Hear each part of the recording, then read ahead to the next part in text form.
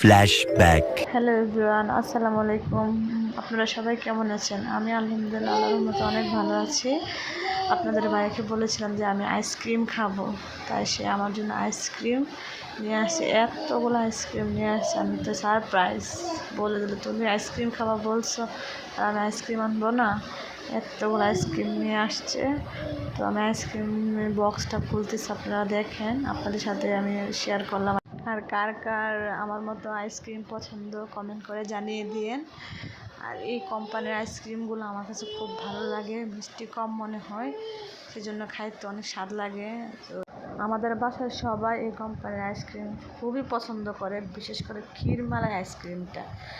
ক্ষীরমালাই আইসক্রিমটা তো অনেক মজা। আর কে কে ক্ষীরমালাই আইসক্রিমটা খাইছেন অবশ্যই আমারে জানাবেন, আর কার কাছে কেমন লাগছে ওইটাও বলবেন।